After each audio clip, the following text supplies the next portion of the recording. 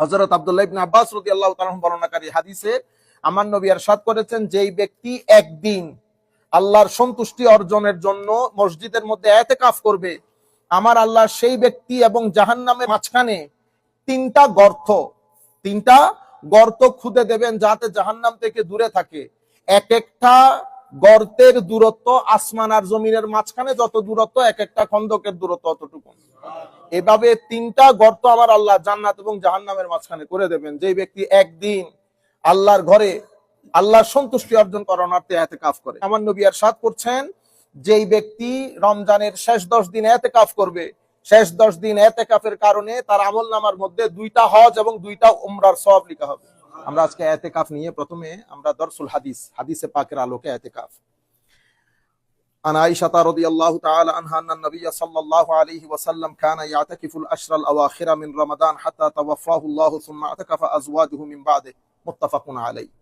হযরতে আয়েশা সিদ্দিকা রাদিয়াল্লাহু তাআলা আনহা ইরশাদ করেন, আমার নবী সাল্লাল্লাহু আলাইহি ওয়াসাল্লাম আমার নবীর পুরা জীবনে রমজানের শেষ 10 দিন ইতিকাফ করতেন। কানা ইয়াতাকিফু, he used to do this ইতিকাফ, 10 days ইতিকাফ in the month of Ramadan. এটা আমার নবীর পুরা জীবনে করেছেন। কি বলেছে? হাত্তা তাওয়াফাহুল্লাহ, আমার নবীর ইন্তেকালের আগ মুহূর্ত পর্যন্ত আমরা নবী রমজানের শেষ 10 দিন ইতিকাফ করতেন। সুম্মা আতাকাফা আজওয়াজুহু মিন বাদিহি, আমার নবীর পরে আমার নবীর আজওয়াজে মুতাহহারা অর্থাৎ আমাদের আম্মা জানগণও এই ধারাবাহিকতায় ইতিকাফ করতেন। আমরা পরে মাসলাগতভাবে পরে আসবো ইনশাআল্লাহ। এর পরবর্তীতে عن أبي هريرة رضي الله تعالى عنه قال كان النبي صلى الله عليه وسلم يعتكف في كل رمضان 10 أيام فلما كان العام الذي قبض فيه اعتكف 20 يوما رواه البخاري وابن ماجه। ইমাম বুখারী এবং ইমাম ইবনে মাজাহ riwayat করেছেন স্ব কিতাবের মধ্যে। হযরত আবু হুরায়রা রাদিয়াল্লাহু তাআলা আনহু থেকে বর্ণিত, উনি বলেন, আমার নবী সাল্লাল্লাহু আলাইহি ওয়াসাল্লাম রমজানের শেষ 10 দিন ইতিকাফ করতেন মৃত্যুর আগ পর্যন্ত। কিন্তু আমার নবী যেই বৎসর ইন্তেকাল করেছেন, যেই বৎসর আল্লাহর দরবারে চলে গেছেন, সেই বৎসর আমার নবী 10 দিনের পরিবর্তে 20 দিন ইতিকাফ করেছেন। আমার নবী সেই বৎসর 20 দিন অর্থাৎ 20 রোজা ইতিকাফ করেছেন। এই বুখারী শরীফের মধ্যে এসেছে, ইবনে মাজাহ শরীফের মধ্যেও এসেছে।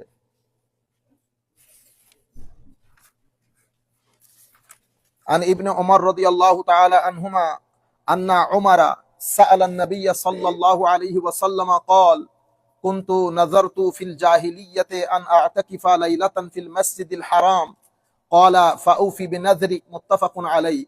ইমাম বুখারী ইমাম মুসলিম স্ব কিতাবের মধ্যে বর্ণনা করছেন, হযরতে আব্দুল্লাহ ইবনে ওমর রাদিয়াল্লাহু তাআলা আনহু থেকে বর্ণিত, উনি বলেন, আমার পিতা হযরতে ওমর রাদিয়াল্লাহু তাআলা আনহু আল্লাহর নবীকে জিজ্ঞাসা করেছেন, ইয়া রাসূলুল্লাহ, আমি জাহেলি যুগে মান্নত করেছি একদিন কাবা ঘরের ভিতরে ইতিকাফ করার জন্য। আমি জাহেলি যুগে মান্নত করেছি কাবা ঘরের ভিতরে একদিন ইতিকাফ করার জন্য। আমার নবী বলতেছেন, আপনি আপনার মান্নতকে কি করেন? পূর্ণ করেন, একদিন অবশ্যই ইতিকাফ করবেন। আমরা একটু মাসলা মাসাইলের গতভাবে আসবো 10 মিনিট, তখন আপনারা বুঝবেন পুরো বিষয়টা। এর পরবর্তীতে আন আয়েশা রাদিয়াল্লাহু তাআলা আনহা ক্বালাত, হযরত আয়েশা সিদ্দিকা বলছেন, কানা নবী সাল্লাল্লাহু আলাইহি ওয়াসাল্লাম ইয়ামুরুল মারিদা ওয়া হুয়া মুতাকিফ ফায়ামুরু কামা হুয়া ওয়া লা ইউআররিজু ইয়াসআলু আনহু, রাওয়াহু আবু দাউদ। হযরতে আবু দাউদ, ইমাম আবু দাউদ বর্ণনা করেন হযরত আয়েশা সিদ্দিকা রাদিয়াল্লাহু তাআলা আনহা থেকে, আমার আম্মা আয়েশা সিদ্দিকা রাদিয়াল্লাহু তাআলা আনহা বলছেন, হুজুরে করিম সাল্লাল্লাহু আলাইহি ওয়াসাল্লাম যখন ইতিকাফ করতেন, ইতিকাফের সময় মসজিদ থেকে বের হওয়া যায় না, কিছু নির্দিষ্ট কারণে। সেই কারণের মধ্যে একটা কারণ হচ্ছে কোনো খাস মারিদ, অসুস্থ ব্যক্তি যদি থাকে, তাকে কি করা? ইআদত করা, তাকে দেখতে যাওয়া। তবে দেখতে গিয়ে একেবারে চেয়ারে বসে ঘন্টার পর ঘন্টা কথা বললাম সেরকম না, আপনি দেখবেন, দেখে ঠুস করে চলে আসবেন। হযরত আয়েশা সিদ্দিকা রাদিয়াল্লাহু তাআলা আনহা বলছেন, আমার নবী সাল্লাল্লাহু আলাইহি ওয়াসাল্লাম ইতিকাফ অবস্থায় রুগ্ন ব্যক্তিকে দেখতে গেলে হাঁটতে হাঁটতে কথা বলতে বলতে চলে আসতেন, দাঁড়াতেন না ওখানে, হাঁটতে হাঁটতে বাস একটু হালত জিজ্ঞেস করে আমার নবী বের হয়ে যেতেন। عن ابن عمر رضي الله تعالى عنهما عن النبي صلى الله عليه وسلم أنه كان إذا اعتكف طرح له فراشه أو يوضع له سريره وراء أسطوانة التوبة। আমার নবী সাল্লাল্লাহু আলাইহি ওয়াসাল্লাম মসজিদে নববীতে ইতিকাফ করলে ওই যে একটা উস্তুনা আছে, এটাকে তওবার সুতুন বলে, সুতুনে তওবা, ওই তওবার পেছনে আমার নবী সাল্লাল্লাহু আলাইহি ওয়াসাল্লামের জন্য খাট অথবা মাদুর বিছিয়ে দিত আমার নবী ওখানে ঘুমানোর জন্য ইতিকাফের সময়।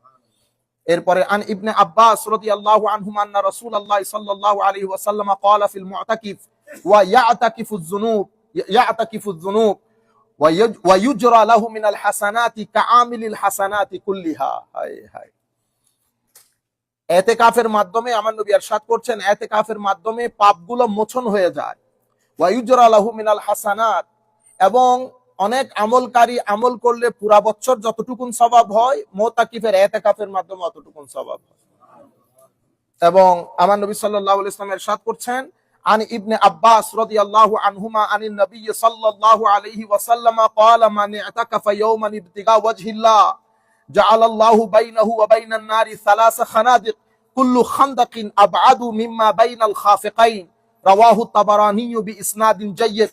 ইমাম তাবারানী জাইয়্যিদ সনদে বর্ণনা করছেন হযরত আব্দুল্লাহ ইবনে আব্বাস রাদিয়াল্লাহু তাআলা বর্ণনাকারী হাদিসে আমার নবী ইরশাদ করেছেন যেই ব্যক্তি একদিন আল্লাহর সন্তুষ্টি অর্জনের জন্য মসজিদের মধ্যে ইতিকাফ করবে, আমার আল্লাহ সেই ব্যক্তি এবং জাহান্নামের মাঝখানে তিনটা গর্ত খুদে দেবেন যাতে জাহান্নাম থেকে দূরে থাকে।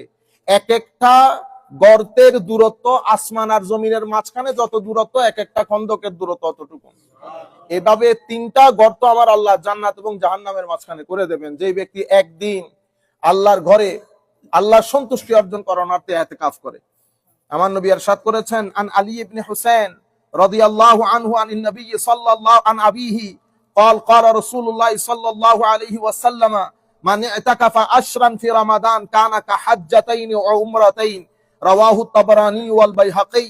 ইমাম তাবরানী ইমাম বাইহাকি বর্ণনা করছেন হযরত আলী যায়নুল আবেদিন রাদিয়াল্লাহু তাআলা আনহু ওনার আব্বাজান ইমাম হুসাইন রাদিয়াল্লাহু তাআলা আনহু থেকে তিনি ওনার নানা ইরশাদ করছেন, ইয়ানি আমার নবী ইরশাদ করছেন যেই ব্যক্তি রমজানের শেষ 10 দিন ইতিকাফ করবে, শেষ 10 দিন ইতিকাফের কারণে তার আমলনামার মধ্যে 2টা হজ এবং 2টা উমরার সওয়াব লেখা হবে। আলহামদুলিল্লাহ, আল্লাহ আমাদেরকে তৌফিক দান করুক। মাওলাই করিম, অনেক সময় আমাদের পক্ষে সম্ভব হয় না বিভিন্ন ব্যস্ততার কারণে, আল্লাহ যেন আমাদের ইন্তেকালের আগে কয়েকটা ইতিকাফ আমাদের তকদিরে নসিব করেন যেন। আন আয়েশা রাদিয়াল্লাহু তাআলা আন্না রাসূলুল্লাহ সাল্লাল্লাহু আলাইহি ওয়াসাল্লাম قال تحروا ليلة القدر في الوتر من العشر الأواخر وفي رواية في السبع الأواخر من رمضان متفق عليه। হযরত আয়েশা সিদ্দিকা রাদিয়াল্লাহু তাআলা আনহু বলছেন লাইলাতুল কদরকে খোঁজার জন্য রমজানের শেষ 10 দিনের ভেজর রাতে, অথবা এই riwayতের মধ্যে এটাও আসছে রমজানের শেষ 7 দিনের ভেজর রাতে লাইলাতুল কদর নিয়ে আমরা কালকে আলোচনা করব। এই হচ্ছে হাদিসের আলোকে ইতিকাফ। এখন ইতিকাফের সামান্য টুকটাক কিছু হুকুম আহকাম যা জানা আমাদের জন্য অত্যন্ত জরুরি। ইতিকাফ কারা করতে পারবে? স্বাভাবিক, মুসলমান ছাড়া তো আর কেউ গায়রে মুসলিম থেকে এখানে আসবে না। মুসলমান হইতে হয়, সুস্থ হইতে হয়, ইতিকাফের জন্য নিয়ত করতে হয় এবং প্রাপ্তবয়স্ক হইতে হয়। আর ইতিকাফের জন্য মসজিদ হইতে হয়। পুরুষদের জন্য মসজিদ, আমার বোনদের জন্য, মাদের জন্য ঘরের যে কোনো একটা কামরা। তাইলে ইতিকাফের জন্য মুসলমান হইতে হয়, নিয়ত করতে হয়, এর পরবর্তীতে প্রাপ্তবয়স্ক হইতে হয়, মসজিদ হইতে হয়। হ্যাঁ, তারপরে হচ্ছে ইতিকাফ কয় প্রকার? ইতিকাফ 3 প্রকার। এগুলো আমরা মুখস্থ করে ফেললে আমাদের জন্য সুবিধা হয়, আপনারা বাইরে মানুষকে বলতে পারবেন। একটা হচ্ছে ইতিকাফ ওয়াজিব, আর একটা ইতিকাফ সুন্নাত, এটাকে আমরা আমাদের হানাফি মাযহাবের মধ্যে আমরা সুন্নতে মুআক্কাদা বলি। আর একটা ইতিকাফ এটা মুস্তাহাব। তাইলে একটা ওয়াজিব আবশ্যকীয় কোনটা? যেটা আপনি মান্যত করেছেন, আমার এই কাজ যদি হয়ে যায়, যদি আমাদের সমাজে এগুলার প্রচলন নাই, এটা অনেক বড় বড় জিনিস। হ্যাঁ, তো অনেক আরব রাষ্ট্রের মধ্যে আছে জিনিসগুলো, আমাদের রাষ্ট্রে প্রচলন নাই। আমরা ইতিকাফের নিয়ত করে মান্যত করি না, আমরা এমনিতে ডোনেশন করি। তো এটাও মান্যত করে আপনি ইতিকাফ করতে পারবেন। ধরেন আপনার জীবনে বড় কোনো কিছু, হ্যাঁ, বিপদ আপদ অনেক ধরনের ঘটনা ঘটে, তো আপনি যদি মান্যত করেন যে কোনো বড় কাজে যে আমার এই কাজটা হয়ে গেলে আমি একদিন ইতিকাফ করব, তাহলে ওই মান্যতের ইতিকাফটা করা ওয়াজিব। এখন ওই ইতিকাফটা আপনি কতদিন করবেন, কতক্ষণ করবেন? হানাফি মাযহাবের মধ্যে ইতিকাফটা অবশ্যই একদিনের হতে হবে। কেন? কারণ ইতিকাফের মধ্যে রোজা আবশ্যক। তো রোজা একদিন না হইলে হবে না। সুতরাং আপনি রোজা অবস্থায় ইতিকাফ করবেন according to the school of Hanafi, school of Islamic law. আমাদের জন্য মান্নতের যে এতেকাফ সেটা করা ওয়াজিব। ওই হযরত ওমর বলেছিল না, হুজুর আমি জাহেলি যুগে মান্নত করেছি কাবা ঘরের মধ্যে একদিন এতেকাফ করবো, আমার নবী বলেছেন এতেকাফ পূর্ণ করো। ওই মান্নতের যে এতেকাফ সেটা করা ওয়াজিব।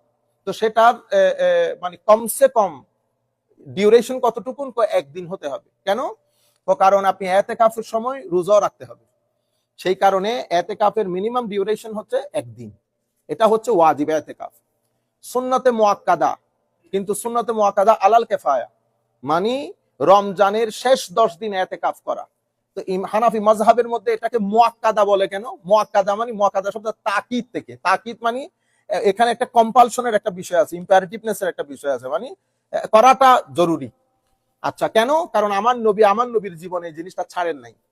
যে জিনিসটা আমার নবী মাঝে মধ্যে ছাড়তেন, মাঝে মধ্যে করতেন, হানাফি মাযহাবের মধ্যে এটাকে সুন্নতে জায়েদা বলে, এডিশনাল সুন্নাহ। আর যেটা আমার নবী সবসময় করতেন, বিশেষ কোনো কারণ ছাড়া ছাড়েন নাই, এটাকে সুন্নতে মুআক্কাদা বলে। যেমন জোহরের পরের 2 রাকাত সুন্নাত আমরা পড়ি না, আমার নবী এক গ্রামের মধ্যে সালিশ করে, ট্রাইবের মধ্যে সালিশ করে এসে অনেক পরে নিজের এলাকায় এসে ওই 2 রাকাত সুন্নাতটা পড়েছেন। এই জন্য মাযহাবে হানাফির মধ্যে এটাকে আমরা বলি সুন্নতে মুআক্কাদা। এটা আবার আপনি অন্য মাযহাবের মধ্যে পাবেন না। অন্য মাযহাবের লোকের কাছে সব নফল, সব নফল।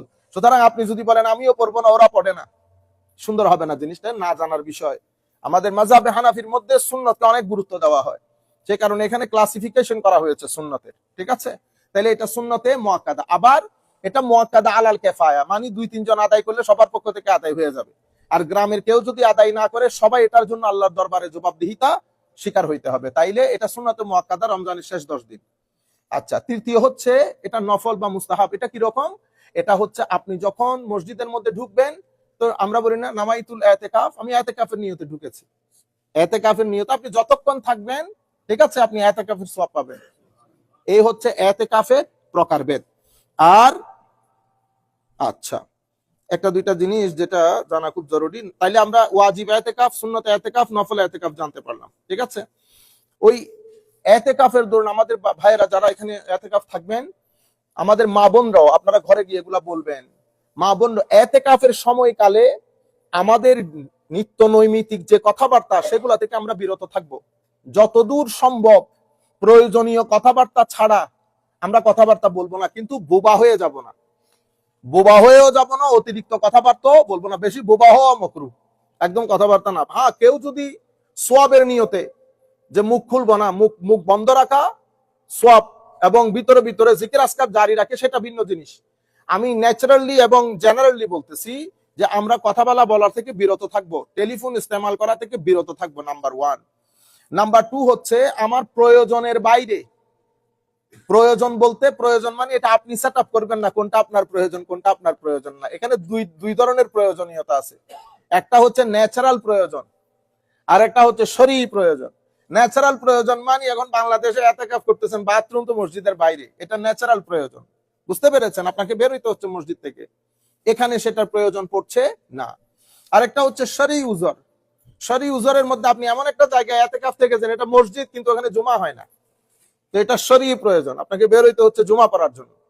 তাইলে আপনি বিশেষ প্রয়োজন বাদে আপনি মসজিদ থেকে বের হবেন না। আর যদি কোনো কারণে বের হতে হয়, অবশ্যই আলেমদের তাকে জিজ্ঞেস করে নেবেন।